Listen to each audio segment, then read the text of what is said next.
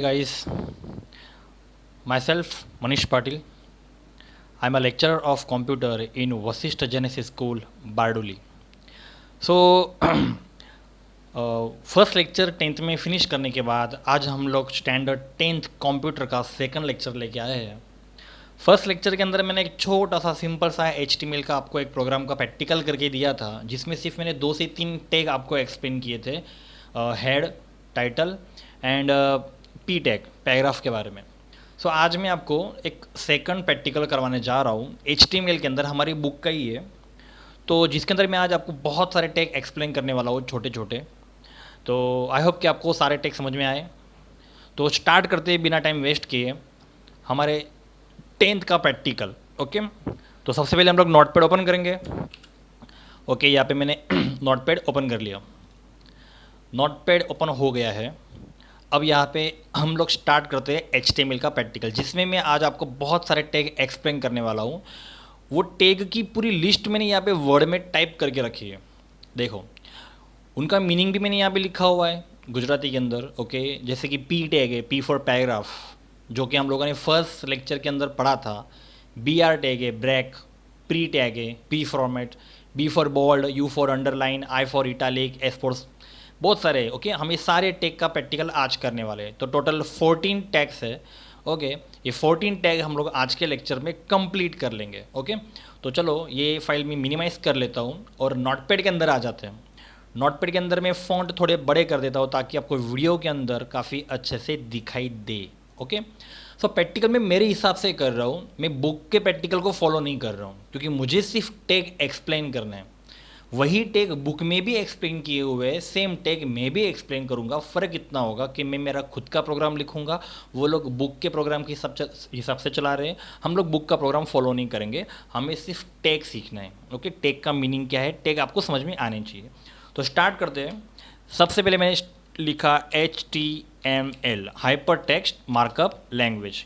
Okay, HTML program की शुरुआत HTML से ही होती है। तो ये हो गया हमारा टैग स्टार्ट। रेडी, मैं थोड़ा और फॉन्ट बड़ा कर लेता हूँ। चलो रेडी, ये हो गया HTML स्टार्ट। देन एंटर किया।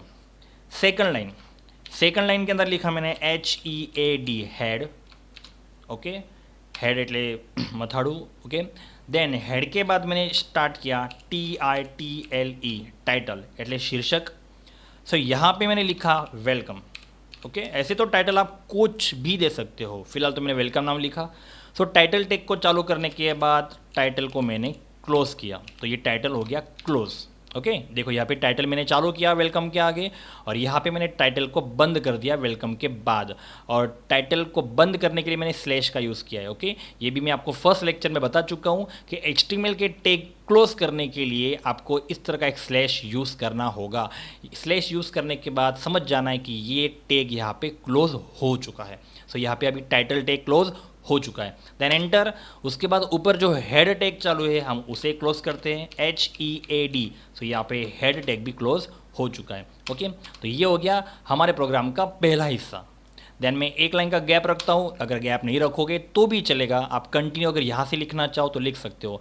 सो यहाँ पे नेक्स्ट टैग मैं स्टार्ट करने जा रहा हूँ, body tag. Okay, next tag start करने जा रहा हूँ, बॉडी टैग। अभी बॉडी टैग के अंदर मैं एक चीज़ लिख रहा हूँ यहाँ पे, body BG colour, body BG colour. So BG colour का पूरा नाम है background colour. So back G ground colour, background colour. मतलब हम जब हमारी इस प्रोग्राम का आउटपुट देखेंगे तो आउटपुट के अंदर, हमारे आउटपुट के पीछे कौन सा कलर आपको रखना है। जबकि अभी ये टैग फर्स्ट चैप्टर के अंदर नहीं है, लेकिन जस्ट फॉर नॉलेज एक्स्ट्रा ये टैग में करवा रहा हूँ ताकि आप जब प्रैक्टिकल करो तो और प्रैक्टिकल को बेटर समझ सको और बेटर कर सको। हमें तो बुक के प्रैक्टिकल्स के जो टैग है वो तो हम लोगों को सीखने ही है, अदरवाइज़ मैं आपको दूसरे एक्स्ट्रा टैग भी बताते जाऊँगा, उनको भी आप प्रैक्टिकल में यूज़ कर लेना। जैसे कि अभी यहाँ पे लिखा है बॉडी BG कलर। ओके, सो BG कलर नाम का जो टैग है वो बॉडी के साथ ही लिखा जाता है, ये बात भी आप याद रखना। अगर सपोज अगर जैसे मैं बॉडी टैग को क्लोज कर देता हूँ और BG कलर अगर मैं एक्स्ट्रा लिखता हूँ तो फिर ये काम नहीं करेगा। BG कलर की सही जगह बॉडी के बाजू में। Okay, it means body tag के अंदर आप उसको कहीं पे भी लिख सकते हो। सो यहाँ पे मैंने body space BG colour is equal to, okay, यहाँ पे इक्वल करना है और आपको कोई भी कलर का नाम लिखना है। अभी कलर का नाम आपको इंग्लिश में लिखना है, फिर जैसे आप कलर बोलते हो वैसे ही वहाँ पे लिखना नहीं है। जैसे कि फॉर एग्जांपल यहाँ पे मैंने डबल इन्वर्टेड कॉमा में लिखा RED red colour, and then double inverted comma over. Okay, red के आगे मैंने डबल इन्वर्टेड कॉमा स्टार्ट किया, रेड के बाद मैंने डबल इन्वर्टेड कॉमा क्लोज किया, and then tag over. So ये हो गया body BG colour red. Then enter. Enter होने के बाद ये जो HTML मैंने चालू किया है वो HTML अभी मैं क्लोज कर देता हूँ। रेडी, HTML मैंने क्लोज कर दिया। देखने जाए तो इस प्रोग्राम के अंदर अभी हम लोगों ने खास कुछ लिखा नहीं है, जस्ट खाली फॉर्मेटिंग किया है। HTML चालू किया, यस HTML बंद कर दिया। रेडी, हेड चालू किया, हेड बंद कर दिया। टाइटल चालू किया, टाइटल बंद कर दिया। अंदर वेलकम लिखना था सो वेलकम लिख दिया। और यहाँ पे सिर्फ एक न्यू लाइन आज हम लोगों ने लिखी है, body BG colour is equal to red. It means हमारे आउटपुट में क्या होने वाला है, पूरी तरह से रेड कलर आएगा और कुछ नहीं, लिखा हुआ कुछ भी नहीं आएगा, क्योंकि हम लोगों ने इसके अंदर कुछ लिखा ही नहीं है अभी। हम जस्ट खाली क्या कर रहे हैं, बैकग्राउंड कलर चेंज कर रहे हैं। तो चलो इतना जो है इसको हम लोग सेव करके इसका आउटपुट एक बार देख लेते हैं। ओके, तो फर्स्ट लेक्चर में मैंने बताया था उसके हिसाब से आपको फाइल में जाना है। फाइल में जाके आपको सेव पे क्लिक करना है। सेव पे क्लिक करने के बाद आपको लोकेशन के लिए पूछेगा कि आपको कहाँ पे सेव करना है। सो मैं डेस्कटॉप पे जा रहा हूँ। डेस्कटॉप के ऊपर मैंने यहाँ पे प्रोग्राम का नाम दिया SONU, सोनू। सो मैंने यहाँ पे सोनू नाम लिखा हुआ है, आप कुछ भी नाम दे सकते हो, फिलहाल मैंने सोनू नाम लिखा। एंड देन .html, सोनू.html। .html लगाना कंपलसरी है, मैं आपको फर्स्ट लेक्चर के अंदर समझा चुका हूँ। अगर यहाँ पे फाइल को अगर मैं सिर्फ सोनू नाम से सेव कर दूंगा तो फिर इसका आउटपुट नहीं आएगा, तो मुझे सोनू के साथ .html लगाना कंपलसरी है। ओके, सोनू मेरी फाइल का नाम है और .html ये हमारी फाइल का एक्सटेंशन। तो यहाँ पे नाम बन गया है सोनू.html, देन सेव। सो ये फाइल सेव हो चुकी है। अभी इसको मैं मिनिमाइज़ कर रहा हूँ। मिनिमाइज़ करने के बाद डेस्कटॉप पे देखो यहाँ पे सोनू नाम की फाइल बन चुकी है। सो HTML का आउटपुट किस में खुलता है, इंटरनेट ब्राउज़र के अंदर। अभी आपके पीसी में इंटरनेट ब्राउज़र कोई भी हो सकता है, जैसे कि अभी मैं मेरे पीसी में इंटरनेट ब्राउज़र यूज़ कर रहा हूँ गूगल क्रोम। मे बी आप मोजिला यूज़ करते हो, या आप गूगल क्रोम और मोजिला इन दोनों को छोड़ के जो बाय डिफ़ॉल्ट कंप्यूटर लैपटॉप में होता ही है इंटरनेट एक्सप्लोरर, अगर आप वो यूज़ कर रहे हो तो भी आपका आउटपुट तो खुलेगा। ब्राउज़र कोई भी हो, डजेंट मैटर। लेकिन एक बात याद रखना, HTML का आउटपुट इंटरनेट ब्राउज़र के ऊपर ही खुलता है। तो यहाँ पे इसको मैं फाइल खोल रहा हूँ। सो देखो यहाँ पे रेड कलर आ चुका है। सो आपको है ना कंप्यूटर स्क्रीन के ऊपर सिर्फ दो चीज़ें ओपन रखनी है। एक तो आपका यह आउटपुट, इट मीन्स आपका इंटरनेट ब्राउज़र, एंड सेकंड आपकी नोटपैड की फाइल। बस इन दोनों के अलावा और कोई तीसरी फाइल ना हो। मेरे पास तो ऐसे ही मैंने वर्ड की फाइल तीसरी बना के रखी है जस्ट आपको टेक एक्सप्लेन करने के लिए, लेकिन आपके पास तो ये फाइल नहीं होगी। आप जब प्रैक्टिकल कर रहे हो तो आपके पास सिर्फ दो चीज़ें ओपन होनी चाहिए स्क्रीन के ऊपर। एक फर्स्ट आपकी नोटपैड की फाइल, एंड सेकंड आपका इंटरनेट का ब्राउज़र जिसके अंदर HTML का आप आउटपुट खोल रहे हो, बराबर। अब यहाँ से वहाँ और वहाँ से यहाँ पे आने के लिए ना कीबोर्ड से एक शॉर्टकट की अल्टर टैब। जैसे कि फॉर एग्जांपल अभी मैं कहाँ पे हूँ, इंटरनेट ब्राउज़र के अंदर। अब मुझे मेरे नोटपैड के प्रोग्राम में जाना है तो कीबोर्ड से आपको प्रेस करना है अल्टर टैब। तो देखो मैं नोटपैड में आ गया। वापस आपको क्या करना है, आपके आउटपुट में जाना है, मतलब गूगल क्रोम इंटरनेट ब्राउज़र में जाना है, तो फिर से अल्टर टैब। ओके, तो आप अल्टर टैप करोगे तो आप यहाँ से वहाँ, यहाँ अल्टर टैप करोगे तो वहाँ से यहाँ आ सकते हो। अल्टर बराबर, स्पेस बार के बाजू में बटन है अल्टर, और टैप का बटन है कैप्स लॉक के ऊपर। तो ये दो बटन है अल्टर टैब। इसका यूज़ करके आप प्रोग्राम में से आउटपुट में और आउटपुट में से प्रोग्राम में आ सकते हो कीबोर्ड से। ओके, तो देखो अब जैसे ही मान लो अगर मैं प्रोग्राम के अंदर रेड की जगह यहाँ पे ग्रीन कर देता हूँ। ओके, ग्रीन कर दिया। चलो अभी मैं वापस अल्टर टैप करके वहाँ जाता हूँ, लेकिन यहाँ पे तो ग्रीन नहीं हुआ, यहाँ पे तो पहला वाला रेड ही है, जबकि मैं यहाँ पे प्रोग्राम में रेड की जगह ग्रीन कर चुका हूँ। तो फिर भी यहाँ पे आउटपुट में रेड कलर की जगह ग्रीन कलर क्यों नहीं आया? रीज़न क्या है? क्योंकि आपने इसको सेव नहीं किया। ग्रीन लिखने के बाद क्या हम लोगों ने इसे सेव किया? नहीं, क्योंकि कंप्यूटर के माइंड में अभी भी रेड कलर ही है, इसीलिए आउटपुट में रेड कलर ही आ रहा है। तो यहाँ पे आपको फाइल में जाके फिर से सेव करना पड़ेगा। बस नाम तो हम लोगों ने दे दिया है sono.html, बराबर। सिर्फ आपको सेव करना है। इट मीन्स आप जो भी कुछ चेंज करते हो, मॉडिफिकेशन करते हो, वो आपको बार बार सेव करना पड़ेगा। ये बात याद रखना। ओके, सो यहाँ पे मैंने ग्रीन कलर लिख लिया था, उसे सेव करना बाकी था, तो मैंने फाइल में गया और सेव कर दिया। चलो अभी मैं अल्टर टैप करके मेरे आउटपुट में जाता हूँ। आ गया, लेकिन यहाँ पे तो अभी भी रेड है। अब तो वहाँ पे मैंने ग्रीन भी लिख दिया, सेव भी कर दिया, लेकिन यहाँ पे अभी भी रेड क्यों है? क्योंकि मैंने आपको लास्ट लेक्चर में बताया था कि अगर आप वहाँ पे कुछ भी सेव करके यहाँ पे आते हो तो यहाँ पे आके आपको रिफ़्रेश करना पड़ेगा।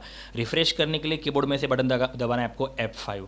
F5 का बटन आता ही है आपको कीबोर्ड से, F का अलग सा बटन और 5 का अलग सा बटन, ऐसे 2 बटन प्रेस नहीं करने हैं। F5 का अलग फंक्शन की आती ही है, आपको F5 बटन प्रेस करना है। देखो F5 बटन प्रेस करते ही यहाँ पे ग्रीन कलर हो गया, बराबर। तो चलो वापस हम लोग हमारे प्रोग्राम के अंदर जाते हैं अल्टर टैप करके। ओके, तो जैसे जैसे यहाँ पे मैं कलर चेंज करता जाऊँगा वैसे वैसे आउटपुट के अंदर कलर बदलते जाएंगे।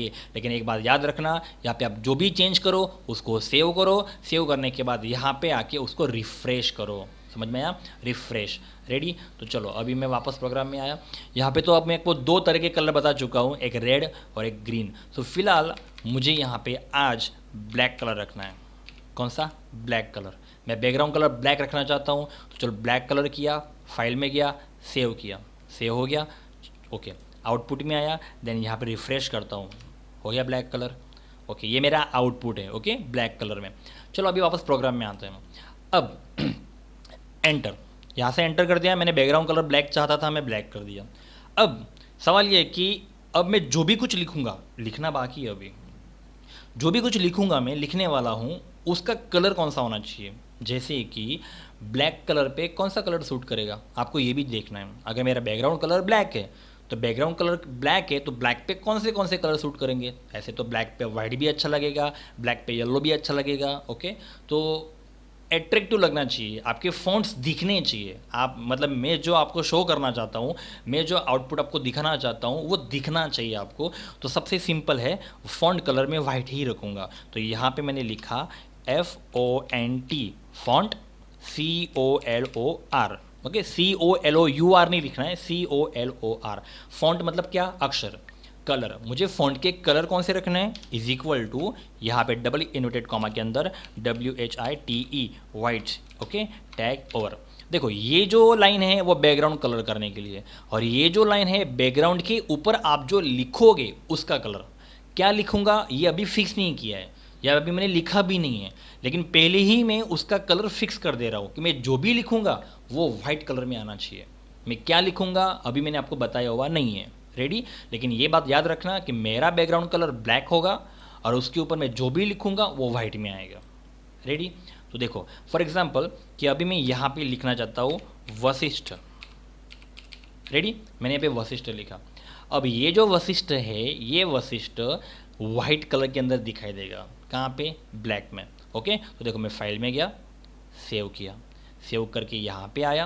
यहाँ पे तो अभी कुछ है नहीं, लेकिन रिफ़्रेश करते ही आ गया वशिष्ठ। देखो अभी वशिष्ठ यहाँ पे दिखाई दे रहा है वाइट कलर में। अभी ये आपको एकदम छोटा दिखाई दे रहा है, क्यों? क्योंकि अभी तो हमने इसकी साइज़ मेंशन की ही नहीं है। यहाँ पे क्या हम लोगों ने इसकी साइज़ मेंशन की है, बस खाली कलर मेंशन किया है कि वशिष्ठ वाइट कलर में आना चाहिए। अब ये वशिष्ठ अगर आपको बड़ा दिखना है तो यहाँ पे वशिष्ठ के आगे आपको लिखना है H1। रेडी? H1 चालू करो और वशिष्ठ के बाद H1 को बंद करो। ओके, मतलब ये टैग मैं आपको फर्स्ट लेक्चर में समझा चुका हूँ। ऐसे HTML के अंदर 6 टैग आते हैं, H1 से लेकर H6 तक। इसको बोलते हैं हेडिंग 1, इसके बाद आता है हेडिंग 2, ऐसे 6 तक आता है। और सबसे बड़ा होता है H1 और सबसे छोटा होता है H6। तो मुझे तो वशिष्ठ बड़ा चाहिए इसलिए मैंने H1 लिखा। अगर मुझे वशिष्ठ सबसे छोटा चाहिए होता तो मैं यहाँ पे H6 लिखता। तो ये हो गई उसकी साइज, और ये हो गया H1 को क्लोज। अब फिर से फाइल में गया, सेव किया और यहाँ पे आके रिफ़्रेश करता हूँ। देखो हो गया वशिष्ठ बड़ा, है ना? तो ये वशिष्ठ के साइज मेंशन मैंने कर दी है वशिष्ठ। ओके, सो यहाँ पे कलर भी वाइट ही है। अगर मैं यहाँ पे वापस वाइट कलर चेंज करके अगर मैं यहाँ पे कलर करता हूँ yellow colour, okay, yellow colour किया, फाइल में गया, सेव किया, सेव किया, यहाँ पे आके रिफ़्रेश करता हूँ, रिफ़्रेश किया, देखो वशिष्ठ येलो हो गया, है ना? तो आप अपने हिसाब से कोई भी कलर रख सकते हो। तो फिलहाल यहाँ पे मैं जो पहले था वही रखता हूँ, वाइट। ओके, चलो ये लाइन तो बस आपको समझाने के लिए थी, जो अभी मैं यहाँ से डिलीट कर रहा हूँ, डिलीट कर दिया। ओके, अब यहाँ पे मैं लिख रहा हूँ H1। रेडी? H1 लिखा, H1 लिखा और कोई लाइन यहाँ पे हम लोग मतलब हुआ क्या कि यहाँ के बजाय मैंने यहाँ लिख दिया, बस यहाँ से एंटर करके मैंने यहाँ लिख दिया। अब ध्यान देना, यहाँ पे मैं एक लाइन लिखता हूँ, hello, okay, I am a student, okay, I am a student of Vasisht school, school, okay, hello, I am a student of Vasisht school, then H1 को मैं बंद कर देता हूँ। समझ में आया आपको? देखो यहाँ पे H1 चालू किया, यहाँ पे H1 को बंद कर दिया। अब ये फॉन्ट कलर ऊपर लिखा हुआ है वाइट, इसका मतलब कि ये पूरी लाइन वाइट कलर में ही आएगी। तो चलो फाइल में गया, सेव किया, यहाँ पे आके रिफ़्रेश करता हूँ मैं, रिफ़्रेश, देखो hello I am a student of Vashishtha school, ready. अब देखो ये जो ये पूरी लाइन है ना स्क्रीन के लेफ्ट में है, ओके, हम लोगों को सेंटर में लाना है। तो देखो उसके लिए क्या करना है, जैसे कि मुझे क्या लाना है, ये पूरी लाइन सेंटर में लानी है। अभी आउटपुट में ये लाइन सेंटर में नहीं है, ये कहाँ पे, लेफ्ट साइड पे है। देखो ये पूरा लेफ्ट एरिया है, ये पूरा राइट एरिया है, मुझे सेंटर में चाहिए ये लाइन। तो अगर ये पूरी लाइन अगर मैं सेंटर में चाहता हूँ तो हमें क्या करना है, इस लाइन के आगे सेंटर लिखना है, या फिर सीधा अगर मैं इस लाइन के बाद एंटर करके यहाँ पे ही सेंटर लिख देता हूँ तो भी चलेगा, ओके। तो देखो ये एक नया टैग हो गया, जबकि ये टैग बुक में अभी फ़िलहाल है ही नहीं, लेकिन एक्स्ट्रा बता रहा हूँ। सेंटर लिखना है, कितना आसान है, सेंटर लिखोगे तो सेंटर लिखने से क्या होगा, ये लाइन पूरी सेंटर में आ जाएगी। लेकिन अभी फ़िलहाल हम लोग सेंटर को बंद नहीं करते, ओके। हम लोगों को अभी और भी बहुत कुछ लिखना है, इसलिए हम लोग सेंटर को क्लोज नहीं करते, लेकिन सिर्फ सेंटर को शुरू कर दिया। लेकिन नोट करो मैंने सेंटर कहाँ शुरू किया है, hello I am student of Vashishtha school, इस लाइन के ऊपर, तभी ये लाइन सेंटर में आएगी। फाइल में गया, सेव किया, यहाँ पे आके रिफ़्रेश कर रहा हूँ, देखो हो गया, hello I am a student of Vashishtha school, ready. चलो ये हो गया। अब ये लाइन मैंने पूरी यहाँ से फिर से सिलेक्ट की, एडिट में गया, कॉपी किया। ध्यान देना मैं क्या कर रहा हूँ, ओके, प्रैक्टिकल पे ध्यान देना है। ये पूरी लाइन मैंने यहाँ से सिलेक्ट की, सिलेक्ट करके एडिट में गया एंड देन कॉपी किया। क्या किया मैंने, कॉपी किया, एडिट में कॉपी। अब मैं क्या कर रहा हूँ, यहाँ से इसके आगे ही उसको पेस्ट कर देता हूँ, एडिट में पेस्ट, रेडी, एडिट में पेस्ट। तो यहाँ पे इसका H1 चालू हुआ, ये HTML, ये H1 यहाँ बंद हो गया। उसके बाद मैंने दूसरा H1 चालू किया, उसका H1 यहाँ पे लास्ट में बंद हो गया। दोनों लाइन सेम ही है। देखते हैं इसका आउटपुट क्या आता है। फाइल में गया, सेव किया, यहाँ पे आके रिफ़्रेश करता हूँ, देखो। सो यहाँ पे मैंने उसके बाजू में लिखा हुआ है, ये लाइन मैंने उसके बाजू में लिखी हुई है, और फिर भी आउटपुट के अंदर ये लाइन उसके नीचे आई। रीज़न, क्योंकि इसका H1 मैंने यहाँ से क्लोज़ कर दिया और यहाँ से मैं एक दूसरा नया H1 स्टार्ट कर रहा हूँ। इसका मतलब कि ये नया हेडिंग टैग है, तो ये लाइन यहाँ से शुरू हुई, ये यहाँ पे ख़त्म हो गई, बराबर। फिर दूसरी लाइन मैंने यहाँ से स्टार्ट की, वो वहाँ पे ख़त्म हो गई। तो ये मैं सब एक लाइन में भी लिखूँगा ना तो भी इसकी आउटपुट में ये 1 बाय 1 एक के नीचे एक ही आएगा। लेकिन अगर मैं यहाँ से H1 को हटा दूँ, अगर मैं यहाँ से H1 को हटा दूँ, ओके, जैसे कि अभी देखो मैं यहाँ से H1 को हटा रहा हूँ, रेडी। यहाँ से भी मैंने H1 को हटा दिया, ओके, यहाँ से भी मैंने H1 को हटा दिया, यहाँ से भी मैंने H1 को हटा दिया। अब H1 तो है ही नहीं, ओके। अब ये दो लाइन हो गई, ये हो गई आपकी फर्स्ट लाइन यहाँ तक, और ये हो गई आपकी दूसरी लाइन यहाँ तक, ओके। तो क्या अब ये दो लाइन में क्या फ़र्क आता है देखते हैं। फाइल में गया, सेव, यहाँ पे आके रिफ़्रेश करता हूँ, देखो एक तो फ़ॉन्ट की साइज़ छोटी हो गई क्योंकि H1 निकाल दिया, और ऊपर से दो अलग अलग लाइन जो थी वो एक लाइन में कन्वर्ट हो गई। इसका अगर नहीं दिखाई दे रहा है आपको तो मैं थोड़ा सा और बड़ा कर लेता हूँ, ये देखो दिखा, ये हो गई आपकी यहाँ से लेकर यहाँ तक स्कूल तक फर्स्ट लाइन, ये हो गई यहाँ से लेकर यहाँ तक आपकी सेकंड लाइन। अब सवाल ये है कि मैं इस लाइन को यहाँ से ब्रेक करना चाहता हूँ, इट मीन्स इसको तोड़ना चाहता हूँ। मैं चाहता हूँ कि ये वाली जो लाइन, ये वाली जितनी मैंने सिलेक्ट की है वो इसके नीचे आनी चाहिए।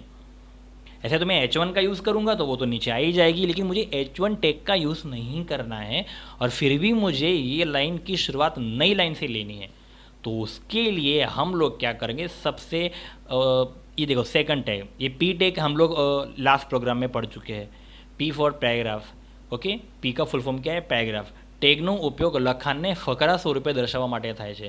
अगर आपको कोई भी पैराग्राफ स्टार्ट करना हो ना, तो पैराग्राफ स्टार्ट करने के लिए आपको उसके आगे पी टैग लिखना है, तो पी फॉर पैराग्राफ। बस इतना ही इसका यूज़ है। एक बात याद रखना कि जब भी आप HTML में पैराग्राफ टाइप कर रहे हो 3 से 4 लाइन का, 6 से 7 लाइन का, तो उस पैराग्राफ को आपको पी टैग के अंदर लिखना है। सो पी फॉर पैराग्राफ, तो वही लिखा है कि पी टैगનો उपयोग લખાણને ફકરાની સ્વરૂપે દર્શાવવા માટે થાય છે। अभी हम लोग कौन सा टैग सीख रहे हैं, BR। तो BR का पूरा फुल फॉर्म क्या है, ब्रेक, जिसका यूज़ लिखा हुआ है कि BR ટેગનો ઉપયોગ લખાણને નવી લીટી પરથી શરૂ કરવા માટે થાય છે। ઓકે, ધ્યાનથી વાંચજો। BR ટેગનો ઉપયોગ લખાણને નવી લીટી પરથી શરૂ કરવા માટે છે, નવી લીટી। ओके, जैसे कि अभी यहाँ देखो, ये जो है ये न्यू लाइन से स्टार्ट करना चाहता हूँ मैं, जबकि ये पूरा एक ही लाइन में। तो हम लोग क्या करेंगे, ये फर्स्ट लाइन और ये सेकंड लाइन, इसके बीच में हम लोग लिख देंगे BR टैग। Okay, finish. तो होगा क्या पता है कि ये तो फर्स्ट लाइन में ही आएगा, ये जो तो फर्स्ट लाइन में ही आएगा, लेकिन इसके बाद ये जो लाइन है ना, ये फर्स्ट लाइन नहीं, वो सेकंड लाइन में आ जाएगा, मतलब न्यू लाइन से शुरुआत होगी। क्योंकि BR टैग का यूज़ मैंने आपको अभी समझाया। BR टैग का यूज़ क्या है कि लाइन ने नवी लाइन, ओके, यहाँ पे लिखा हुआ है कि BR ટેગનો ઉપયોગ લખાણને નવી લીટી પરથી શરૂ કરવા માટે। ओके, नवी લીટી પરથી, इसका मतलब कि ये मैं न्यू लाइन से स्टार्ट करना चाहता हूँ। ओके, तो फाइल में गया, सेव किया, सेव करके आउटपुट में आया, देन रिफ्रेश, देखो आ गया, रिफ्रेश करते ही आ गया। उसके बाजू की लाइन सेकंड लाइन में आ गई, समझ में आया, इस तरह से। उसी तरह अगर मैं वापस फिर से इतना कॉपी कर लेता हूँ, इतना BR भी कॉपी कर लेता हूँ, एडिट में गया, कॉपी किया एंड यहाँ पेस्ट करता हूँ इसके बाजू में ही। ओके, एडिट में गया एंड देन पेस्ट। ओके, तो कितनी लाइन होगी अभी, 3। ओके, कि देखो ये यहाँ से लेकर यहाँ तक फर्स्ट लाइन, देन यहाँ से लेकर यहाँ तक सेकंड लाइन, एंड देन यहाँ से लेकर यहाँ तक थर्ड लाइन। तो देखो फर्स्ट और सेकंड लाइन के बीच में पहला BR, सेकंड और थर्ड लाइन के बीच में दूसरा BR। ओके, तो फाइल में गया, सेव किया, यहाँ पे आके रिफ्रेश करता हूँ, देखो आ गया। अगर मैं यहाँ पे सेकंड BR हटा देता हूँ, ये BR अगर मैं हटा देता हूँ, ऐसा कर दिया मैंने, ओके, सिर्फ स्पेस रखा, तो होगा क्या, फाइल में जाओ, सेव, यहाँ पे आके रिफ्रेश करता हूँ, तो देखो हो गया ना। ये फर्स्ट लाइन का लाइन, यहाँ पे तो BR लिखा था, इसलिए इसके आगे की लाइन तो सेकंड लाइन में आ गई। ओके, लेकिन इसके बाद का जो BR था वो हम लोगों ने हटा दिया, इसलिए थर्ड लाइन तीसरी लाइन में नहीं आई। समझ में आया आपको, इसलिए यहाँ पे आपको BR लिखना पड़ेगा। रेडी, तो ये हो गया BR टैग। तो जैसे मैं फाइल में गया, सेव किया एंड यहाँ पे आके रिफ्रेश, देखो हो गया। तो BR टैग आप समझ गए होंगे। BR का पूरा नाम है ब्रेक, लाइन को ब्रेक करने का काम करता है। या फिर आप ऐसा भी बोल सकते हो कि आपको अगर किसी लाइन को न्यू लाइन से स्टार्ट करना है, शुरुआत करना है, तो आप BR का यूज़ कर सकते हो। आई होप कि आपको BR टैग समझ में आ गया होगा। ओके, तो चलो BR टैग फिनिश करने के बाद हम लोग ये सब कुछ निकाल देते हैं। रेडी, BR टैग मैं निकाल देता हूँ और मैं फिर से H1 का ही यूज़ करता हूँ। यहाँ पे लिखा मैंने H1, ओके, और लास्ट में मैंने H1 को बंद कर दिया। रेडी, अभी मैं BR का यूज़ नहीं कर रहा क्योंकि मुझे BR सिर्फ आपको समझाना था, तो मैंने समझा दिया। आई होप कि आपको समझ में आ गया होगा। तो यहाँ पे मैंने फिर से H1 टैग का यूज़ कर लिया है फ़ॉन्ट की साइज़ बड़ी दिखाने के लिए। ओके, तो चलो अभी उसके बाद आगे का टैग कौन सा है, जैसे कि अभी BR के बाद आगे का टैग है प्री टैग से क्या होता है। सो प्री के बारे में क्या लिखा है, देखो, प्री ટેગનો ઉપયોગ લખાણને પ્રી ફોર્મેટેડ સ્વરૂપે દર્શાવવામાં આવે છે। प्री फॉर्मेटेड, ये प्री का पूरा फुल फॉर्म क्या है, प्री फॉर्मेटेड। तो देखो प्री टेक्स्ट ही होता क्या है। तो अभी फ़िलहाल मैं यहाँ पे फाइल में गया, सेव किया, यहाँ पे एक ही लाइन है अभी, hello I am student I Vashishtha. तो यहाँ पे मैं रिफ्रेश कर लेता हूँ, सो आ गई hello I am a student of Vashishtha school. तो बहुत बड़ा हो गया क्योंकि मैंने यहाँ से आपको बड़ा करके दिखाया था, तो ये हो गया ओके रेडी। तो चलो अभी प्री टेक का यूज़ करते हैं। अभी प्री टेक से क्या होता है मैं बताता हूँ। जैसे कि मैं सेंटर के बाद यहाँ पे टेक चालू करता हूँ प्री, रेडी। यहाँ पे मैंने प्री टेक चालू किया एंड यहाँ पे मैंने इस लाइन के बाद प्री टेक को बंद कर दिया। समझ में आ रहा है आपको? ये जो लाइन लिखी है मैंने hello I am a student वाली, उसके ऊपर प्री टेक चालू किया, उसके नीचे प्री टेक बंद कर दिया, रेडी। अब इसमें है क्या, जैसे कि सुनो, ये पूरी लाइन यहाँ से मैंने कॉपी कर ली, कॉपी की, एंटर किया, यहाँ पे पेस्ट कर ली, कंट्रोल वी, एंटर, यहाँ पे भी पेस्ट किया, कंट्रोल वी, यहाँ पे भी पेस्ट किया, कंट्रोल वी, ओके। तो यहाँ पे अब ये चारों लाइन कैसी है, एक के नीचे एक, एक के नीचे एक है। तो देखो फाइल में गया, सेव किया, यहाँ पे आके रिफ्रेश करता हूँ, देखो एक तो इसका फॉन्ट का स्टाइल बदल गया एंड सेकंड थिंग और एक बात देखो मैं बताता हूँ कि यहाँ पे अगर मैंने 2 एंटर किए, 1 2, कितने एंटर किए, 2, कहाँ पे किए, फर्स्ट लाइन के बाद। तो देखो यहाँ पे भी सेव किया और यहाँ पे आके रिफ्रेश करता हूँ, देखो यहाँ पे भी आपको स्पेस ज़्यादा देखने को मिल रहा है ना। जैसे ही वहाँ पे 2 एंटर किया तो देखो यहाँ पे स्पेस बढ़ गया। अगर मैं यहाँ पे और इतना सारा एंटर करता हूँ, देखो कितना गैप क्रिएट कर दिया मैंने, फर्स्ट लाइन और आखिरी की 3 लाइन के बीच में मैंने कितना लंबा गैप क्रिएट कर दिया। यहाँ से मैंने आपको क्या किया, 4 से 5 एंटर किए और ये बाकी की 3 लाइन को मैंने बहुत दूर कर दिया। तो फाइल में गया, सेव किया, यहाँ पे आके रिफ्रेश, देखो यहाँ पे भी वैसा ही हो गया, ओके। समझ में आ रहा है आपको? इस वक्त कि मैं जैसा यहाँ पे मैं करूँगा ना, बिल्कुल वैसा ही वहाँ पे होगा। जिस तरह की कंडीशन में यहाँ पे क्रिएट कर रहा हूँ, बिल्कुल वैसा का वैसा आउटपुट में होगा। अगर देखो यहाँ पे मैंने स्पेस छोड़ा और स्पेस छोड़ के अगर मैं इसको आगे ले लिया, तो फाइल में गया, सेव किया, यहाँ पे आके मैंने रिफ्रेश किया, रिफ्रेश, ओके। जैसे कि अभी ये हेलो यहाँ से नहीं गया बिकॉज वेट, इसको मैं यहाँ पे ले लिया, फाइल एंड देन सेव, यहाँ पे आके रिफ्रेश। स्क्रीन की कुछ प्रॉब्लम हो सकती है यहाँ पे, या फिर फ़ॉन्ट की कुछ प्रॉब्लम हो सकती है।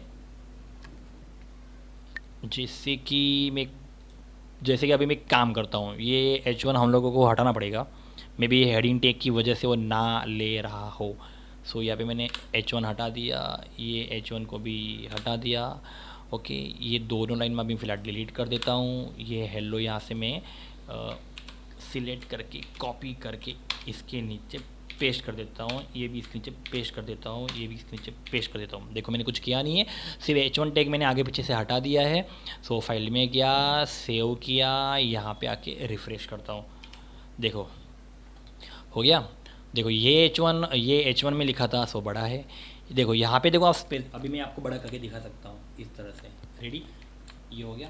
अगर मैं इसमें से भी अगर H1 हटा देता हूँ तो आपको प्री टेक और बेटर समझ में आएगा। यहाँ से मैंने H1 हटा दिया, लास्ट में से भी मैंने H1 हटा दिया, फाइल में गया, सेव किया, यहाँ पे आके रिफ़्रेश करता हूँ, रिफ़्रेश। देखो अब जैसा नोटपैड के अंदर है वैसा ही यहाँ पे। अब यहाँ पे देखो ये फर्स्ट, ये सेकंड, ये थर्ड के अंदर मैं क्या करता हूँ, थोड़ा और स्पेस आगे लेता हूँ। फोर्थ में मैं और इससे भी आगे लेता हूँ, ओके, ये हो गया आगे। फिफ्थ के अंदर मैं और भी उसके आगे लेता हूँ, ये सबसे लास्ट में लेके जाता हूँ, रेडी, ये हो गया। ये हेलो को मैं स्पेस करके सेंटर में ले लेता हूँ, है ना। तो देखो इस तरह का पूरा मैंने एक फॉर्मेट क्रिएट किया नोटपैड के अंदर। तो फाइल में गया, सेव किया, यहाँ पे आके रिफ़्रेश करता हूँ, देखो है ना, जैसा नोटपैड में वैसा हो गया। ये सेंटर में आ गया, ये आगे था, ये उससे आगे, ये उसके भी आगे, ये सबसे आगे। मतलब जैसा मैं नोटपैड में करूँगा वैसा आउटपुट में हो रहा है। तो वही तो सीखना है, क्योंकि टैग का नाम ही क्या है, प्री फॉर्मेटेड। जैसा यहाँ पे नोटपैड में करूँगा वैसा ही यहाँ पे होगा, समझ में आया। लेकिन आप एक चीज़ नोट करो, जैसे ही मैं यहाँ से प्री टैग को हटा दूँगा, देखना प्री टैग हटा दिया, यहाँ से भी प्री टैग हटा दिया। ओके, अब मैंने यहाँ ऐसा लिखा हुआ है लेकिन मैंने प्री टैग क्या कर दिया, हटा दिया। फाइल में गया, सेव किया, यहाँ पे आके रिफ़्रेश करता हूँ, देखो सब वापस कंटिन्यू एक लाइन के पीछे एक लाइन के पीछे आ गया, है ना, प्री टैग को हटाते ही। सो ये एक लाइन के पीछे क्यों आ गया पता है, क्योंकि यहाँ पे तो ना हम लोगों ने H1 का यूज़ किया हुआ है और ना ही हम लोगों ने यहाँ पे BR टैग का यूज़ किया है लाइन के लिए। तो जाहिर सी बात है आउटपुट में सब एक लाइन में ही आएगा वो, क्योंकि BR का यूज़ किया होता तो फिर वो लाइन को ब्रेक करता। जैसे कि सुनो, अभी यहाँ पे मैं लिखता हूँ BR, यहाँ पे लिखता हूँ मैं BR। ओके, तो जैसे मैं फाइल में गया, सेव किया, यहाँ पे आके रिफ़्रेश करता हूँ, देखो फर्स्ट लाइन टूट गई, उसके नीचे का सेकंड लाइन नीचे आ गया। अब मैं यहाँ पे सेकंड लाइन के पीछे लिखता हूँ BR, जैसे कि यहाँ पे लिखा मैंने BR। ओके, सेकंड लाइन के बाद मैं थर्ड लाइन में भी लिखता हूँ BR। ओके, देखो 3 बार BR लिखा, फर्स्ट में, सेकंड में, थर्ड में। चलो देखते हैं, फाइल में गया, सेव, यहाँ पे आके रिफ़्रेश, देखो 3 लाइन में आ गई। ये पहला BR, दूसरा BR, तीसरा BR, चौथा और पांचवा आजू बाजू में ही है क्योंकि उसका BR लिखा ही नहीं। अब मैं चौथा BR लिखूँगा। ओके, अब पाँचवीं लाइन के पीछे BR लिखने की कोई ज़रूरत है ही नहीं, क्यों, क्योंकि उसके नीचे कोई 6 नंबर की लाइन है ही नहीं। समझ में आया, तो क्योंकि ये लाइन ऑलरेडी ऐसे भी लास्ट में ही जाने वाली है। तो फाइल में गया, सेव किया और यहाँ पे आके रिफ़्रेश किया, हो गए पाँचों की 5 लाइन एक लाइन में। लेकिन जैसे ही मैं यहाँ पे वापस प्री टैग लिखूँगा, ओके, PRE, प्री टैग मैंने यहाँ पे लिखा और यहाँ पे मैंने प्री टैग को बंद किया, PRE। सो देखना, फाइल में गया, सेव किया, यहाँ पे आके रिफ़्रेश करता हूँ, हो गया वापस वैसा का वैसा।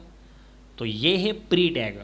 सो प्री टैग का मतलब है प्री फॉर्मेट, जैसा मैं यहाँ पे करूँगा वैसा ही यहाँ पे होगा। लेकिन जैसे ही मैं प्री टैग को हटा दूँगा तो वो वापस यहाँ पे आप लोगों ने आगे पीछे करके भी रखा होगा ना, तो भी आउटपुट आपका एक लाइन में ही आएगा। अब यहाँ पे देखो, ये 5 और 6 लाइन सब आगे पीछे है, लेकिन प्री टैग को हटा देता हूँ मैं तो आउटपुट में फिर भी कैसी दिखाई देगी, जैसे कि अभी देखो ये 5 6 सब आगे पीछे है, लेकिन फिर भी आउटपुट में कैसे दिखाई देगी, एक लाइन में ही दिखाई देगी। देखो एक लाइन में ही है, जबकि यहाँ पे सब आगे पीछे है। लेकिन प्री टैग में ऐसा नहीं है, प्री टैग में क्या है कि जैसा आप यहाँ पे करोगे वैसा ही आउटपुट में पाओगे। तो ये था प्री टैग, तो उसके बारे में यहाँ पे लिखा हुआ है प्री ટેગનો ઉપયોગ લખાણને પ્રી ફોર્મેટેડ સ્વરૂપે દર્શાવવા માટે થાય છે। आई होप कि आपको ब्रेक और प्री टैग दोनों समझ में आ गए होंगे। तो चलो अब वापस हम ये सब ऊपर ले लेते हैं। मैंने इसको ऊपर ले लिया, देन ये सारे टैग में ऊपर ले लेता हूँ। Yes, ready. अब ये सब कुछ मैं डिलीट कर देता हूँ, डिलीट। और ये जैसा पहले था वैसा H1, देन यहाँ पे BR टैग हटा देता हूँ क्योंकि मैं H1 का यूज़ कर रहा हूँ। H1 क्लोज किया, रेडी। रेडी। अब देखना, ये पूरी लाइन मैं कॉपी कर रहा हूँ, ध्यान देना। नेक्स्ट प्रैक्टिकल करने जा रहा हूँ मैं, एडिट में गया, कॉपी किया और इसको उसके नीचे पेस्ट किया, Ctrl+V, इसको भी इसके नीचे पेस्ट किया, Ctrl+V। सो 3 बार लिखा है मैंने, कितनी बार, 3 बार। तो देख लो, hello I am student of Vashishtha school, ये लाइन को मैंने 3 बार लिखा हुआ है। कितनी बार, 3 बार। ओके, फाइल में गया, सेव किया और यहाँ पे आके रिफ़्रेश करता हूँ मैं, तो देखो 3 बार हो गया। अब देखो इसमें मैं क्या करने वाला हूँ, देखा अगला टैग है, मैं 3 टैग एक साथ में चलाऊँगा, BUI, B for bold, bold एटले घाटू, U for underline, I for italic एटले ત્રાસું। तो देखो ये 3 टैग का यूज़ मैं यहाँ पे करता हूँ। तो जैसे कि मान लो ये हेलो के आगे, ध्यान देना, H1 के बाद हेलो के आगे मैंने B टैग चालू किया। So B for bold, B tag मैंने यहाँ पे हेलो के आगे चालू किया, तो जाहिर सी बात है बंद कहाँ पे होगा, सबसे लास्ट में। तो यहाँ पे मैंने B टैग बंद किया, रेडी। तो देखो क्या होता है, ध्यान से नोट करना, B टैग मैंने खाली फर्स्ट लाइन में लिखा है, ये और ये सेकंड थर्ड लाइन में मैंने B लिखा हुआ नहीं है। फाइल में गया, सेव किया, यहाँ पे आके रिफ़्रेश करता हूँ।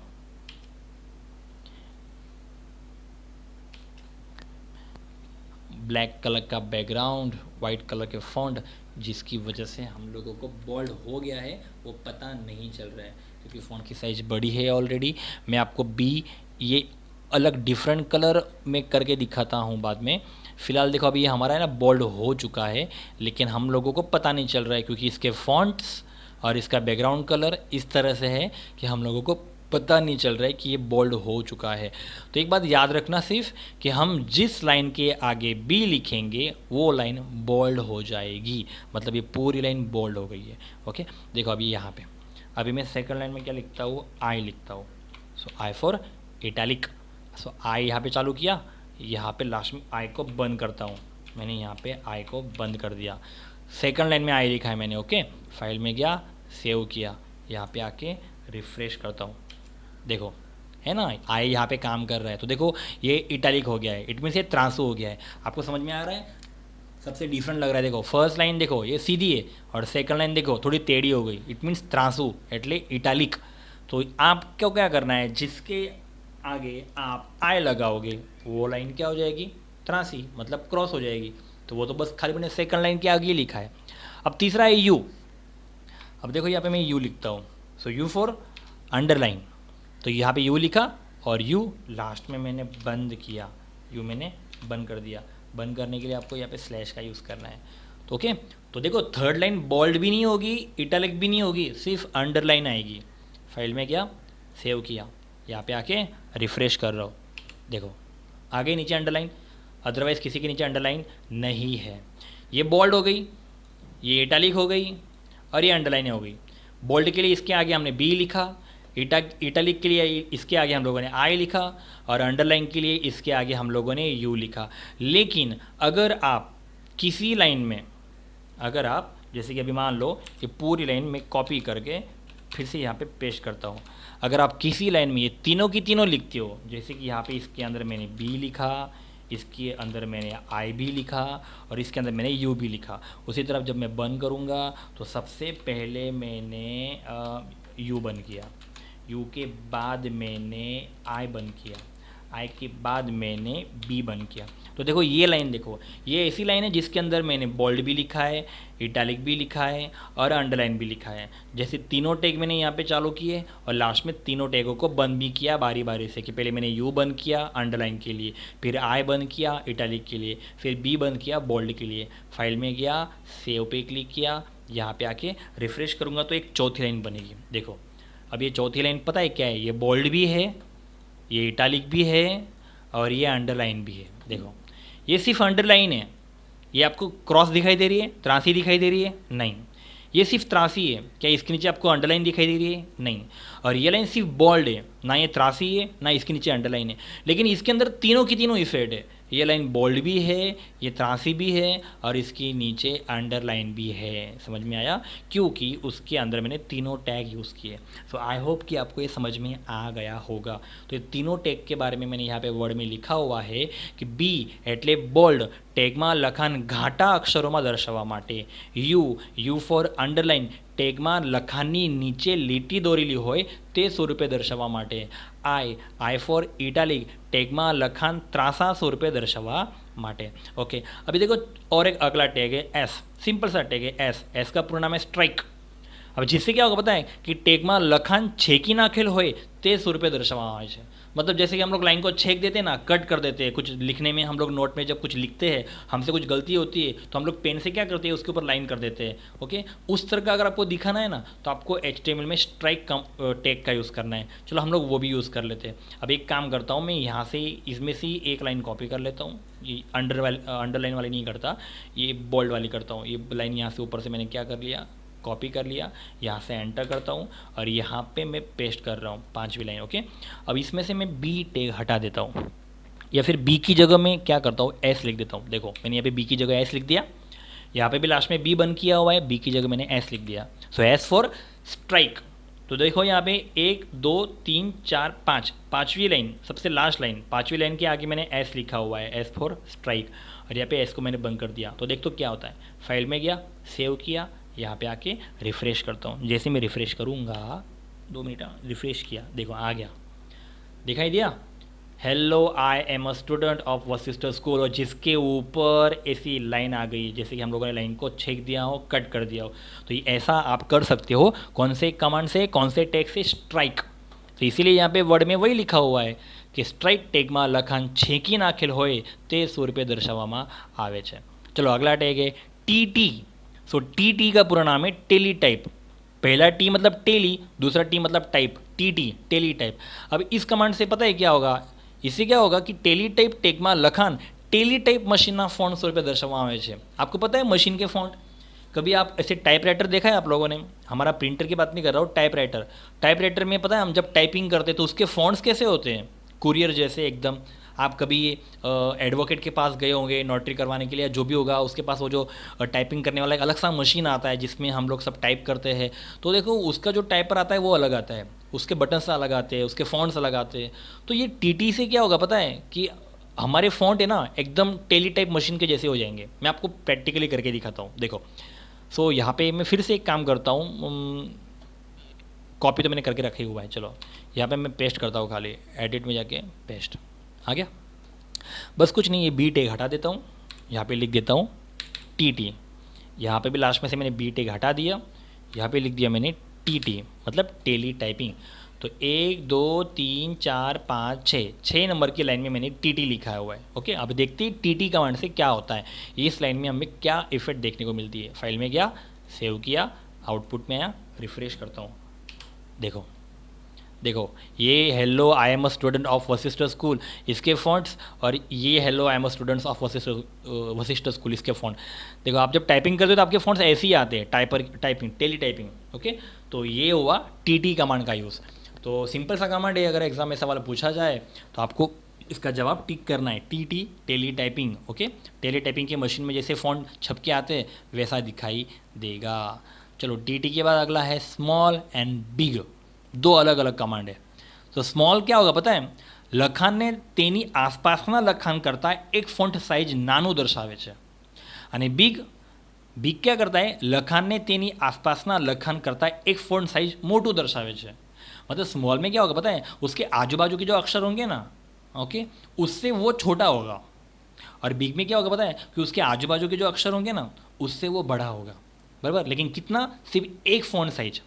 मान लो कि उसके आजू बाजू की अगर फॉन्ट की साइज अगर मान लो 14 होगी, तो जिसके आगे हम लोगों ने स्मॉल लिखा होगा उसकी साइज एक साइज कम मतलब 13 होगी।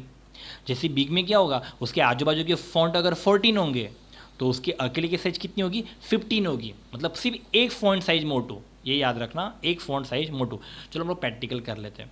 अब जैसे कि अभी यहाँ पे मैंने एंटर किया, अब मैं ये लाइन कॉपी नहीं करता, मैं कुछ नया लिखता हूँ। जैसे कि अभी यहाँ पे मैंने लिखा H1, ओके, H1 लिखा, एंड सबसे पहले मैंने यहाँ पे लिखा वशिष्ठ लिखा। ओके, फिर इसके अंदर मैंने यहाँ से स्टार्ट किया स्मॉल टैग, फिर से मैंने स्मॉल के बाद लिखा वशिष्ठ। ओके, फिर मैंने क्या किया, स्मॉल टैग को बंद कर दिया, स्मॉल टैग बंद किया। स्मॉल टैग बंद करने के बाद मैंने फिर से लिखा वशिष्ठ। रेडी, इसका मतलब कि, और बाद में ये जो H1 मैंने चालू किया है ये H1 में लास्ट में बंद कर देता हूँ। सो यहाँ पे मैंने H1 को बंद कर दिया। ओके, तो अभी इस पूरी लाइन में मैंने वशिष्ठ कितनी बार लिखा है, 3 बार। ये पहला वशिष्ठ, ये दूसरा वशिष्ठ, और ये तीसरा वशिष्ठ। लेकिन इसमें से कौन सा वशिष्ठ स्मॉल के अंदर लिखा है, दूसरा वाला है ना। ये वशिष्ठ नहीं, ये वशिष्ठ क्या है, स्मॉल के बाहर है। ये वाला वशिष्ठ भी स्मॉल के बाहर है, जबकि ये वाला वशिष्ठ स्मॉल के अंदर है। मतलब ये स्मॉल चालू किया और ये स्मॉल बंद किया, इन दोनों स्मॉल के बीच में ये वाला वशिष्ठ है। इसका मतलब कि स्मॉल की इफेक्ट सिर्फ इस वाले वशिष्ठ पे अप्लाई होगी, उसके आजू बाजू के वशिष्ठ पे ये इफेक्ट अप्लाई नहीं होगी। तो स्मॉल का काम क्या था, स्मॉल में क्या लिखा था, લખાણને તેની આસપાસના લખાણ કરતાં एक फॉन्ट साइज नानू। इसका मतलब कि ये दोनों वशिष्ठ से ये वाला वशिष्ठ छोटा आना चाहिए। ये वाला वशिष्ठ और ये वाला वशिष्ठ, लेफ्ट साइड का और राइट साइड का, दोनों वशिष्ठ से सेंटर वाला वशिष्ठ कैसा दिखना चाहिए, स्मॉल, छोटा। देखते हैं, फाइल में गया, सेव किया, यहाँ पे आके रिफ्रेश करते हैं, नोट इट। अच्छे से देखो आप, ये वशिष्ठ थोड़ा बड़ा है, ये वशिष्ठ भी बड़ा है, लेकिन दोनों वशिष्ठ से ये वशिष्ठ थोड़ा सा छोटा दिखाई दे रहा है। आप इसका वी देखो, इसका वी देखो, इसका ए देखो और इसका ए देखो, पता चल जाएगा कि दोनों वशिष्ठ बड़े हैं और सेंटर वाला वशिष्ठ छोटा है। ओके, कोई बात नहीं, मैं पूरी लाइन, ये लाइन पूरी मैं कॉपी कर लेता हूँ। ओके, ये पूरी लाइन को मैं यहाँ से कॉपी कर लेता हूँ, कॉपी, उसी के नीचे मैं पेस्ट करता हूँ, कंट्रोल वी। अब मैं कुछ नहीं, ये स्मॉल टैग की जगह बी टैग, बिग टैग लिखता हूँ, और यहाँ पे भी स्मॉल टैग जो बंद किया है उसकी जगह sorry B tag, big tag use करता हूँ। ओके, अभी इससे उल्टा होगा, इससे उल्टा होगा। यहाँ पे क्या था कि ये वाला वशिष्ठ बड़ा था, ये वाला वशिष्ठ बड़ा था और सेंटर वाला वशिष्ठ सबसे छोटा था, लेकिन यहाँ पे उल्टा होगा, ये वाला वशिष्ठ छोटा दिखेगा अभी, ये वाला वशिष्ठ छोटा दिखेगा अभी, और ये हो जाएगा उन दोनों से बड़ा। मतलब इसकी साइज वो छोटी नहीं कर रहा है, इन दोनों वशिष्ठ की साइज तो वही रहेगी जो ऊपर थी, ये वाला वशिष्ठ इन दोनों से बड़ा हो जाएगा, ऐसा मेरा कहना है। ओके, तो बिग टेक्स्ट से क्या होगा, ये वशिष्ठ बड़ा हो जाएगा। तो फाइल में गया, सेव किया, यहाँ पे आके रिफ्रेश करता हूँ, देखो समझ में आया। देखो अभी ये वशिष्ठ दोनों की साइज सेम है, ये वशिष्ठ दोनों की साइज सेम है, लेकिन ये वशिष्ठ से ये वशिष्ठ सबसे बड़ा हो गया और इन दोनों से भी बड़ा है। ओके, हम लोगों को इसको इसके साथ नहीं, इन दोनों के साथ कंपेयर करना है। इन दोनों वशिष्ठ के अंदर ये वशिष्ठ छोटा है, लेकिन इन दोनों वशिष्ठ के अंदर ये वशिष्ठ बड़ा है। तो ये ऐसा करने के लिए मैंने स्मॉल का यूज़ किया और ये ऐसा करने के लिए मैंने बिग का यूज़ किया। समझ में आया आपको? तो यहाँ पे हमारे दो टैग और हो गए। तो यहाँ पे स्मॉल भी हो गया एंड बिग भी हो गया। उसके बाद आगे हमारे 4 टैग और बाकी है। एक है सुपर स्क्रिप्ट, एक है सबस्क्रिप्ट, एक है डेफिनेशन और एक है कोटेशन। तो चलो अभी हम लोग देखते हैं सुपर स्क्रिप्ट। सुपर स्क्रिप्ट के अंदर क्या लिखा हुआ है, पढ़ो। લખાણને તેની આગળના લખાણ કરતાં નાનું અને તેના કરતાં ઊંચે એટલે કે સુપરસ્ક્રિપ્ટ અક્ષર સ્વરૂપે દર્શાવે છે। एसयूपी कमांड है, लेकिन एसयूपी कमांड का पूरा फुल फॉर्म क्या है, सुपर स्क्रिप्ट। जब भी आप उसको एचटीएमएल में यूज़ करोगे ना, तो आपको पूरा नहीं लिखना है, शॉर्टकट में एसयूपी लिखना है। ओके, क्या लिखा है, जैसे कि अभी एग्जाम्पल देखो, हमें 12th लिखना है, हम लोगों को इस तरह से 12th लिखना है, लेकिन अभी 12th में क्या है, 12 के ऊपर TH लिखा है छोटे अक्षर में। तो ऐसा अगर करना हो ना हम लोगों को, 12th पता है हम लोग देते हैं फर्स्ट के ऊपर ST ऊपर आता है, सेकंड में ND ऊपर आता है, थर्ड में RD ऊपर आता है, फोर्थ में TH ऊपर आता है। उस तरह से अगर मुझे 12th में TH ऊपर लेना है तो आपको ये वाला टैग यूज़ करने का। तो वही यहाँ पे लिखा है, લખાણને તેની આગળના લખાણ કરતા નાનું, मतलब TH 12 से क्या है, આગળના લખાણ કરતા નાનું। TH ના આગળનું લખાણ શું છે, 12, और 12 से क्या है, TH छोटा है, नानू अने तेना करता ऊंचे, मतलब TH क्या है, 12 से ऊपर है। तो ऐसा करना हो तो हम लोगों को सुपरस्क्रिप्ट का यूज़ करना है। चलो, सुपरस्क्रिप्ट के साथ साथ मैं आपको सबस्क्रिप्ट भी समझा दूंगा, यहाँ पे समझ लेते हैं। ये हो गया सब એટલે सुपरस्क्रिप्ट, और ये हो गया सब मतलब सबस्क्रिप्ट। इसमें उल्टा होगा, લખાણને તેની આગળના લખાણ કરતાં નાનું અને તેના કરતાં नीचे। यहाँ पे क्या था, ऊंचे, यहाँ पे क्या है, नीचे, એટલે કે सबस्क्रिप्ट। जैसे कि ये देखो, H2O वाटर का फॉर्मूला है, पानी का फॉर्मूला है, आप पढ़ चुके हो। अभी H2 के अंदर 2 कहाँ पे आता है, नीचे आता है। तो अगर इस तरह से मुझे अगर दिखाना है तो मुझे क्या करने का, सबस्क्रिप्ट का यूज़ करने का। देखो दोनों में फ़र्क है, यहाँ पे TH को ऊपर लेना है, यहाँ पे 2 को नीचे लेना है। जब TH को ऊपर लेना हो तो सुपरस्क्रिप्ट का यूज़ करो, और जब 2 को नीचे लेना हो तो सबस्क्रिप्ट का ऊपर करो। इसीलिए यहाँ पे लिखा हुआ है तेना करता ऊंचे, और यहाँ पे लिखा है तेना करता नीचे, क्योंकि 2 नीचे है और TH ऊपर है। तो ये 2 कमांड, 2 टैग अभी हम लोग प्रैक्टिकली यूज़ करेंगे, सुपरस्क्रिप्ट एंड सबस्क्रिप्ट। तो चलो प्रोग्राम में आते हैं। अब यहाँ पे देखो मैं क्या करता हूँ, यहाँ पे लिखा मैंने H1, ओके H1, और यहाँ पे मैंने लिखा I am study in 10th class. Okay, मैं 10वीं कक्षा के अंदर पढ़ता हूँ, હું ધોરણ 10માં ભણું છું। ओके, मैं दावित शिकतो, आई am study in 10th class. Okay, उसके बाद फिर मैंने H1 को बंद किया, रेडी, ये हो गया H1 बंद। तो देखो आगे और एक लाइन लिख लेते हैं H1 में, H1 यहाँ पे लिखा मैंने water formula is H2O, okay, then H1 को बंद किया। रेडी? तो देखो ये 2 लाइन मैंने यहाँ पे लिखी है, आई am study in 10th class and water formula is H2O। अब जैसा मैंने यहाँ पे लिखा है आउटपुट में तो वैसा ही आएगा, क्योंकि अभी तो हमने उसके अंदर कुछ ऐड किया ही नहीं। देखो, आई am study in 10th class, water formula is H2O, ये तो वैसा ही आया जैसा यहाँ पे लिखा हुआ है। जबकि हम लोगों को करना क्या है, इस TH को ऊपर लेना है और 2 को नीचे लेना है। लेकिन क्या आउटपुट में वैसा है? नहीं, ये TH ऊपर नहीं है और ना ही ये 2 नीचे है। क्यों? क्योंकि अभी हम लोगों ने यहाँ पे सुपरस्क्रिप्ट और सबस्क्रिप्ट का यूज़ तो किया ही नहीं है।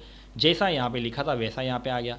तो चलो प्रोग्राम में जाते हैं। तो हम लोगों को क्या करना है, सिर्फ TH को ही ऊपर लेना है ना, तो इसलिए हम लोगों को सिर्फ TH के आगे ही यहाँ पे लिखना है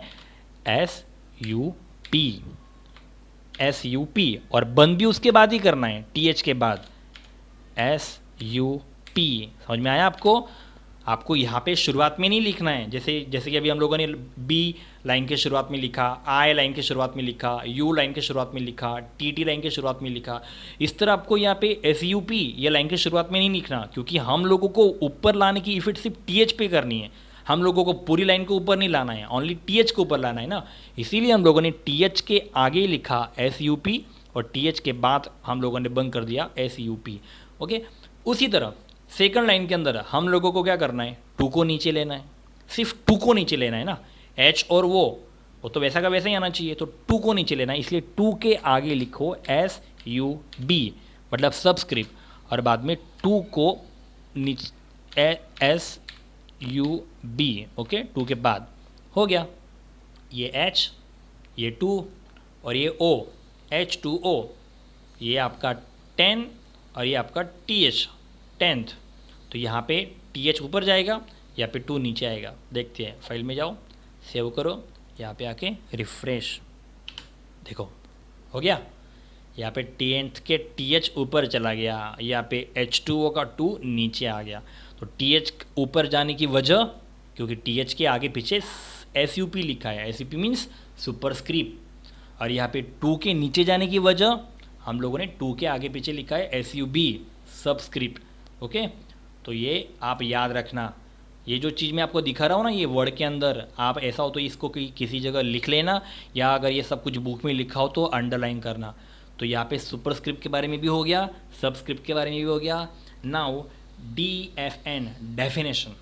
अब डेफिनेशन का यूज़ क्या है, देखो, તેનો उपयोग कोई ચોક્કસ વ્યાખ્યાને વ્યાખ્યાયિત કરવા માટે થાય છે। पता है, कभी कभी हम लोग ना कुछ लाइन लिखते हैं और कुछ लाइन के अंदर अगर हम कुछ ज़्यादा इंपॉर्टेंट हो तो उसके नीचे हम लोग अंडरलाइन कर लेते हैं या उसको अलग सा हाईलाइट करते हैं, ताकि पता चले कि ये चीज़ बहुत इंपॉर्टेंट है।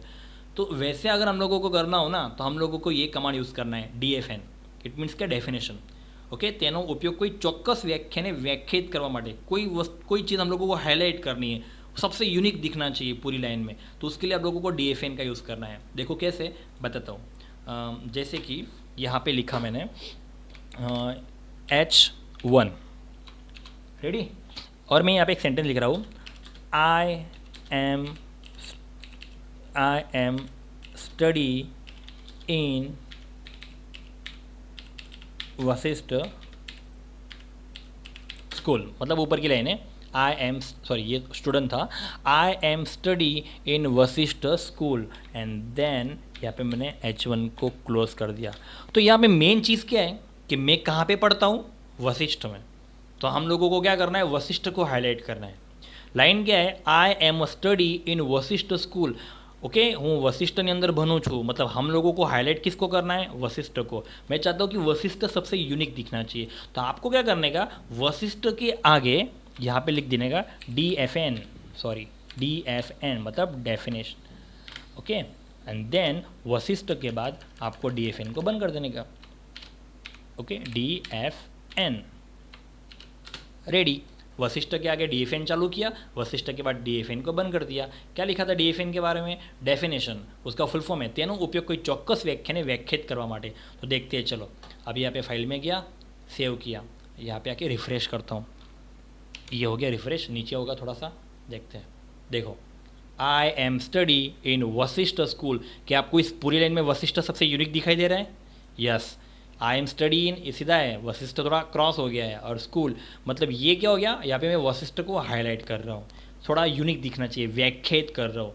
तो हमारी बुक में इसके बारे में ऐसा ही सब कुछ बताया हुआ है, वही मैं आपको एक्सप्लेन कर रहा हूँ, और कुछ खास स्पेशल या टफ नहीं है। रेडी? अब लास्ट में, सबसे लास्ट में आज के लिए, हमारे लेक्चर के लिए आखिरी कमांड है क्यू, और क्यू का पूरा नाम है कोटेशन। अब कोटेशन का यूज़ क्या है? તેનો ઉપયોગ अवतरण चिन्ह सूर्य पे दर्शावा माटे થાય છે। मतलब किसी भी लाइन को अगर आपको डबल इन्वर्टेड कॉमा के अंदर दिखाना है, देखो सिंगल नहीं डबल, सिंगल क्या करना है उसके लिए वापस अलग कमांड है, लेकिन कोटेशन તેનો उपयोग अवतरण चिन्ह सूर्य पे दर्शावा माटे થાય છે। तो सिंपल सा क्या करना है, देखो अभी मैं कोई नई लाइन नहीं लिखता, मैं क्या करता हूँ, जो फर्स्ट लाइन है, ये फर्स्ट लाइन देख लो, अभी क्या ये first line double inverted comma के अंदर है? नहीं है। क्या इसके आगे पीछे आपको डबल इन्वर्टेड कॉमा दिखाई दे रहा है? नहीं दिखाई दे रहा है, फर्स्ट लाइन ओके नहीं है। तो एक काम करते हैं, हम लोग फर्स्ट लाइन के अंदर यहाँ पे बी टेक के बाद क्यू टेक लगा देते हैं। कौन सा टेक? क्यू। क्यू मतलब कोटेशन, और ये क्यू टेक चालू किया, और यहाँ पे मैं क्यू टेक को बंद भी कर देता हूँ। यहाँ पे मैंने क्यू टैग बंद कर दिया, तो जिससे क्या होगा कि ये पूरी लाइन आउटपुट में डबल इन्वर्टेड कॉमा के अंदर आ जाएगी। सो क्यू फॉर कोटेशन, फाइल में गया, सेव किया, यहाँ पे आके रिफ्रेश कर रहा हूँ, रिफ्रेश, नोट इट, देखो यहाँ पे डबल इन्वर्टेड कॉमा आ चुका है, आ गया। तो देखो ये था आज का प्रैक्टिकल। तो ये हो गया bold, italic, underline, bold, italic, underline, ये हो गया स्ट्राइक, ये हो गया टीटी, ये हो गया आपका स्मॉल, ये हो गया आपका बी, ये हो गया आपका सुपरस्क्रिप्ट, ये हो गया आपका सबस्क्रिप्ट, ये हो गया आपका डेफिनेशन। ओके, तो पूरे सारे कमांड्स मैंने आपको आज के प्रैक्टिकल में एक्सप्लेन कर दिए हैं, शुरुआत से लेकर P for paragraph, B for break, line को तोड़ने के लिए आप न्यू लाइन से स्टार्ट कर सकते हो, पी फॉर प्री फॉर्मेट, जैसा आप नोटपैड में लिखोगे आउटपुट में वैसा ही पाओगे, B for bold, bold means घाटू, U for underline, underline means नीचे लाइन आएगी, आई फॉर इटैलिक, इटैलिक से वो लाइन क्रॉस में हो जाएगा, त्रासा हो जाएगा, एस फॉर स्ट्राइक, लाइन को छेक दिया है, काट दिया है, इस तरह से दिखाई देगा, T T for tele type, tele type के मशीन में जिस तरह से फॉन्ट दिखाई देते हैं उस तरह से फॉन्ट में दिखाई देगा, स्मॉल से वो छोटा हो जाएगा, बाकी सारे फॉन्ट से एक साइज छोटी हो जाएगी, बिग में ए साइज बड़ा हो जाएगा, सुपर स्क्रिप्ट में टी एच ऊपर आएगा, सब स्क्रिप्ट में टू नीचे आएगा, डेफिनेशन जो सबसे यूनिक दिखाई देगा, एंड क्यू फॉर कोटेशन जिसमें वो पूरी लाइन डबल इन्वर्टेड कॉमा के अंदर दिखाई देगी। सो आई होप कि आपको ये पूरा प्रैक्टिकल आज का समझ में आ गया होगा। तो ये रहा मेरा नोटपैड का प्रोग्राम, और ये रहा उसका आउटपुट। ओके, सो आज के लेक्चर के लिए इतना काफ़ी है। तो ये सारे टैग आप लोगों को प्रैक्टिकली करके देखने हैं, अगर आपके घर पे लैपटॉप या फिर पीसी है, अगर नहीं है तो हम लोग कब स्कूल स्टार्ट होती है तो इसका प्रैक्टिकल ज़रूर करेंगे। लेकिन ये सारी चीज़ें याद रखना, तब तक भूल मत जाना। जितनी भी चीज़ें हमारी बुक में हैं या आप अंडरलाइन करना है, ये जितने भी सब मैंने यहाँ पे गुजराती के अंदर लिखा है, या तो आप इसका स्क्रीनशॉट ले लो या फिर आप अपनी बुक के अंदर अंडरलाइन कर लो। ओके, सो आज के लिए इतना काफ़ी है, मिलते हैं इसके अगले लेक्चर में, तब तक के लिए गुड बाय, थैंक यू।